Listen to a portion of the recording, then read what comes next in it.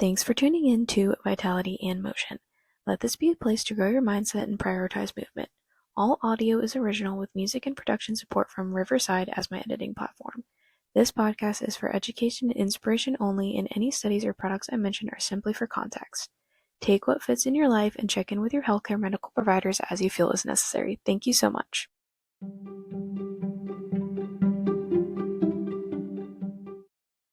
Hey guys, welcome back to another episode of Vitality in Motion. Today we're going to just get the gears turning with some out-of-the-box thinking regarding our foot health. I'm going to give a little overview of why I think it's important and some tips on where to start, along with some shoe wear recommendations. So I'm so excited about this episode as it will be the first time I have a guest on. Her name is Jenna, and she has her bachelor's in kinesiology with a concentration in exercise science, just like me. And we're also in the same doctorate of physical therapy program. She's become a good friend of mine, and we both found we have a common interest for foot health. So I was like, say less, you're coming on the podcast. So I thought we'd do a little Q&A together. But before we get into this Q&A, I wanted to give a little mini anatomy overview and share some of the sources that I love. I think the reason why I find this topic so fascinating is because the foot is the first thing that touches the ground when we stand. It helps us to not only absorb the shock through our bodies, but it is useful to propel us forward when we're walking as well. It also provides us with things like balance and stability. The foot has a total of 26 bones and 4 layers of muscles, with a whole lot of nerve endings. Now, most of us don't really think about our feet too much until something like an injury occurs, but they are so important to our overall function. Depending on what signs and symptoms you have going on, whether that's pain in your knee, your hip, or even your back, it could be correlated to an unhappy foot. Now, I'm not saying this is the case for everybody, but if you've had pain for a while and nothing seems to be working, this might be the next outlet that you dive into or check out, especially with the help of an amazing PT, which I hope you all have, until I graduate at least. I wanted to share some of my favorite resources I always go to for any information regarding this topic. The first site I love is Human Locomotion with Tom Mashad, who is a doctor of chiropractic medicine. He posts articles all the time regarding various research topics, and I found one recently that states in the US that approximately 23,000 people sprain their ankles daily. Like, wow, that is crazy to me. It is so crucial for us to not neglect ankle sprains because we have so many nerve endings in our foot, and the proprioceptor feedback, or how our body senses where we're in space, will decrease, which leads to, guess what? More ankle sprains and a decrease in balance and stability. This article is also interesting because it gives you an overview on the science and how to efficiently treat an ankle sprain. So I will link that below if you're interested, and you can kind of explore some of his other articles he has. Another resource I love is the site Gait Happens. They have a multidisciplinary team of chiropractors and PTs, and is an amazing resource for anything regarding foot health, things like bunions, neuromas, plantar fasciitis, and etc. I can't talk enough about it. So I will also link that below if you're interested.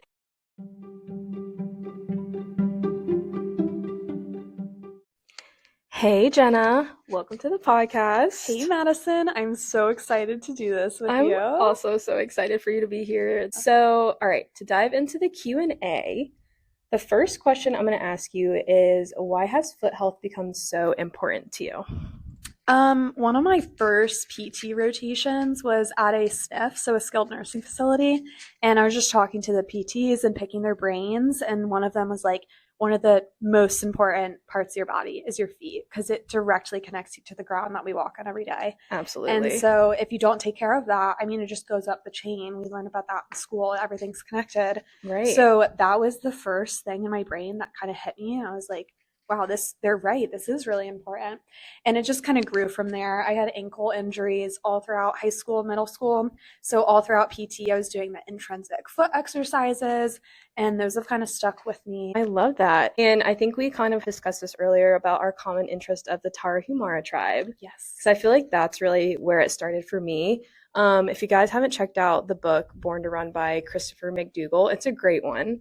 It's basically just a tribe of indigenous people that essentially can run forever, and despite their old age, without any shoes on, and they're barefoot. It's amazing. Yeah, they're in Mexico, and I think They're called runners on foot, which is a pretty ironic name. Yeah. But yeah, they literally run hundreds of miles for their lifestyles. They do it to transport messages since they're kind of in this middle of nowhere area. And they do a lot of shoes that are made out of tires. Do you remember that? And they strap it Yeah. on like sandals, and that's just to protect their feet from the elements. But other Mhm. than that, their feet are fine. Right. Yeah, no, Yeah. it's crazy. I mean, especially because we do have so many nerve endings in our Yeah. foot, like we really want to try to stimulate that. Next question. Have you ever heard of toe spacers and would you use them? Actually, yes, because in high school I started to have these really bad foot cramps to where Mm-hmm. my big toe would kind of move under all my other toes, and it was so Wow. painful. Yeah. So I went to a foot doctor, and he prescribed foot orthotics, which I think we'll get into later. But the other alternative, in my opinion, would be toe spacers, and I definitely would try them. Yep. Our feet are so used to being stuck in these shoes all day. So just when you get home or like when you can not have shoes on, putting toe spacers on, I think that would be a big spot of pain relief for a lot of people. For sure. I mean, I love to use them when I'm exercising because it Oh essentially yeah. helps to like realign the toes and keep things in line, especially like when you're squatting. So people who have medial or inside of the Mm-hmm. knee pain, it can be really useful and beneficial, but not something that I would necessarily like start with wearing all of the time because Right. actually when I first started wearing them, my toes would actually get like a little tingly because they weren't used to spreading Yeah. so far. Yeah. What brand do you use? So Correct Toes is probably one of the best brands on the market. Okay. It's more of a rigid toe spacer, but they do have ones on Amazon, and I'll definitely link that in the show notes. All right, so the next question I have for you is what is the most underrated foot muscle in your opinion?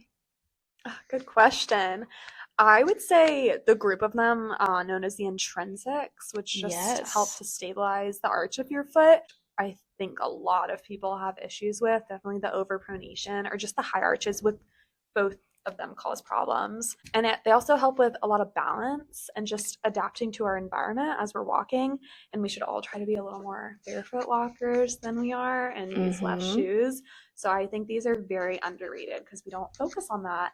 And if you do focus on that, it could help so many issues like plantar fasciitis, really common pain syndrome that a lot of people have, instead of Definitely. going other routes like orthotics. Definitely. Yeah, no, for sure. We'll definitely dive into the topic of orthotics a little later and just give our opinion on them because might be a little controversial to compare to what some other people think. But for me, I chose the posterior tibialis muscle, which Yeah. is basically a muscle that's like kind of in the inside of your calf. And it does help to support the bottom of our foot, like the plantar fascia, like she was saying. And it's useful for push off during walking. If you do have more of like a collapsed arch or your foot's more inward, it's possible that that muscle, or along with the foot intrinsics, could be a sign of the weakness that it's coming from. All right, so transitioning into our next question, what is your favorite foot and ankle exercise that we've learned so far in PT school? The single toe lifts. So when you try to lift your big toe up, separate from your other Yeah, like the toes. toe yoga. Yeah, and then when you try Yes. to lift your other toes separate from your big toe, those were so difficult when we did them in class. And it was so frustrating for me that I literally went home and like tried to master it I love that. because I really wanted to be able to do it. So yeah, I like the challenge of it. And when you're doing those types of exercises, you don't know that you're so disconnected from them. Right. So it was kind of an eerie feeling. Like you're trying so hard, like you're bracing yourself to try to lift your big toe up separately from your little toes, but it's just simply not working. Like it's not firing. So that was such a crazy thing. For sure. I love some good old toe yoga. That's what Jenna was talking about. And I do love that because it's a good test of your like mind and body coordination. Yeah, so and it's very difficult. So it give is. yourself some grace. It seems like one of those super easy exercises, but it really is not. And it just helps to activate those tiny muscles in our foot, going back to that balance and stability that we all need. Okay, next question. What is a fun fact about the foot that not many people would know? Okay, I was so excited for this question. It's actually ironic timing that we're doing this podcast because last week, literally last week, I was watching NCIS, the detective Okay. show, and they were talking about this cadaver, and their thumb was their big toe. So it's a Oh. surgery, and it's called a THOE surgery. THOE. enough, And though. yeah, since your thumbs are so important, Yeah. and we literally cannot be functioning humans basically without our thumbs, they Right. remove your big toe and use Oh. that for your thumb. So And it's then like they a do, Frankenstein for a yeah, thumb. yeah, because then there's prosthetics you can use for a big toe. Right. There's other ways you can learn to walk or any sort of brace like that so that you can walk properly without your big toe because it is a really important part of your foot. But I Right. thought that was so interesting that they Yeah. could do that. No, Just that's use a part of crazy. you. I didn't even Yeah. think about it. But I mean, it is like a It similar makes joint, so that sense. makes Yeah, for sense. sure. So my fun fact is about if you have bunions, or the Mm-hmm. technical term would be hallux valgus, you don't always have to get surgery. Mm-hmm. So I feel like people assume that if they have bunions, like they're doomed and there's nothing they can do about it. But if you use things like toe spreaders and you activate those foot intrinsics like we're talking about, you can almost kind of correct it back Mm-hmm. to neutral. And like I mentioned earlier, Gait Happens is one of my favorite resources for this information. They talk a lot about foot health, so definitely dive into that if that is something that you're struggling with or you have. But wow, I love the Frankenstein Yeah, toe. I thought that was so interesting. Okay, so next question is, what is a wide toe box shoe and why is it so important to us?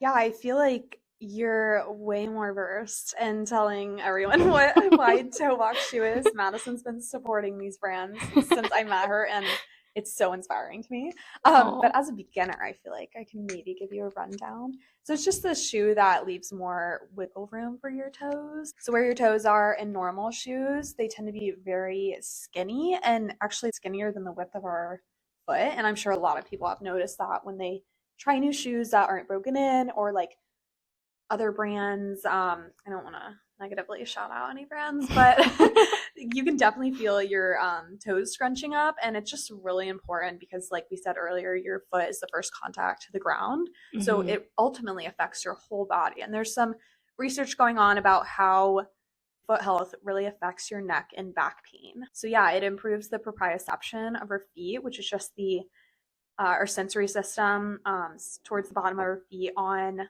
land. So if we're able to negotiate obstacles or like rocks or uneven surfaces and just really overall helps us with our balance and they're more yeah. comfortable. For So sure. And I think like when you first start, it seems intimidating because you're like, why toe box? Like they look like mm-hmm, clown shoes. But if you can get past that, and no one was really yeah. noticing or looking at that, but I think you said it perfectly, like why toe box? Like we want our toes to be able to splay out. And if you think about it, when we're in a shoe all day that is more narrow, it's like we have duct tape around our Yeah. feet. Another thing to consider is what we call a zero drop shoe. Mm-hmm. So that basically means that the heel and the toe are in line, so there's not as much cushion in the heel part, because ultimately when you have more cushion in the shoe, that's going to change the load of when you are walking, and it's actually does more harm than good.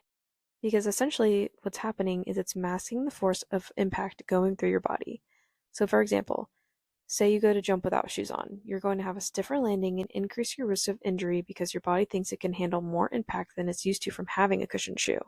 I think this can be especially true for athletes. Now, depending on certain settings where you work and if you're on your feet all day, having some cushion is more than likely necessary. We just don't need all that excessive cushion.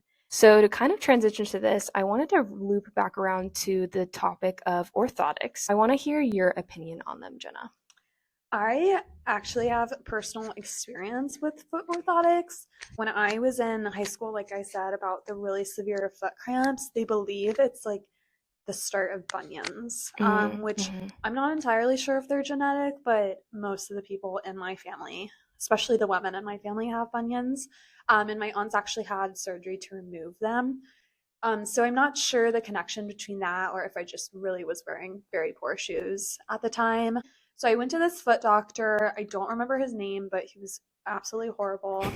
Um, but he just like had no bedside manner. Anywho, they gave me these orthotics for my foot, and they were fitted, so they were prescribed orthotics, which are very different than off the shelf ones that people can get.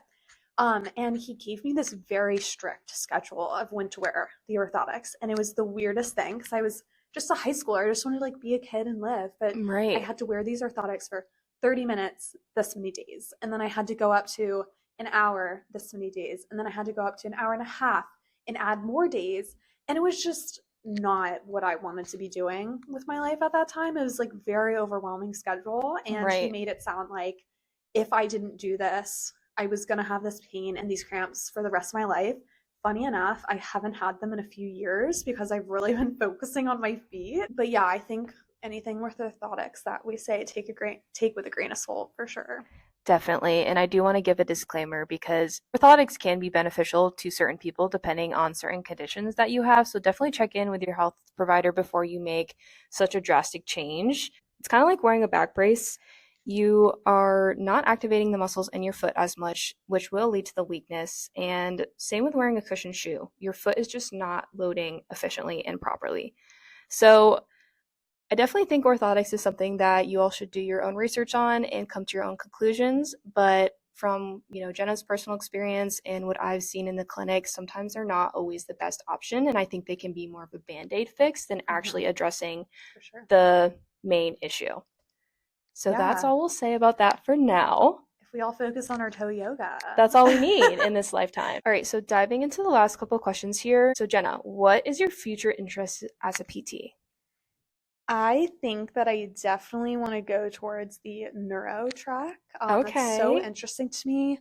Honestly, anything with neurology, like spinal cord injuries, Parkinson's, strokes, or just work with geriatrics. They're my favorite population to work with. I really just don't like outpatient ortho, but Hey, that's it's a really great specialty. I just don't think it's my interest. And that's okay. I mean, that's why their PT is so awesome because there's Mhm. so many niches that you can go Yes. into. I'm kind of the opposite spectrum. I do love working with athletes. Mhm. I think I'm more interested in the school setting, but I'm also intrigued by pelvic floor health Oh yeah. or just preventative care in general for the general population. So we'll see where we end up at. But I love to hear where everybody's heads are at with Mhm. everything because we all just bring in so many different perspectives and Mhm. ideas. So it's really cool to see. Yeah. And lastly, what are you excited the most about in your PT journey? Honestly, just the opportunities that we get. The clinical experiences, I think, are so awesome that if we'd like to, we get to travel for them. And it just gives you connections in different areas of the country. So if you want to branch out when you do pass your boards and become a PT, then you have the opportunity to do so. You can travel for it. We just learned about travel PT. Depending on what specialty you're in, you can make your own schedule and you just see different patients every day. I think it's so amazing. So, yeah, definitely all the different opportunities we have. For sure. I think it's great to just build a network and connections. And for me, just building in the gaps of knowledge that we touched Mhm. on in PTA school and really finding my niche of what I truly enjoy. And also just the friendships and connections and Yes, bonds that they've been so we've great. made because we spend so much time together. Well, that's all the questions that we have for today. I hope you all learned a thing or two. Thank you so much, Jenna, for being on today. It was so fun to get to know you a little bit more, especially in regards to foot health stuff. So, yeah, thank you so much Yeah, for being here. thank you. We have bonded so much over feet health, which I know probably sounds so weird to people outside of the medical field, but this was so much fun to be on this episode today. It's truly important, and I hope it kind of sparks some interest for you all to do your own research and dive into it a little bit more because, again, it's just very beneficial to our overall health.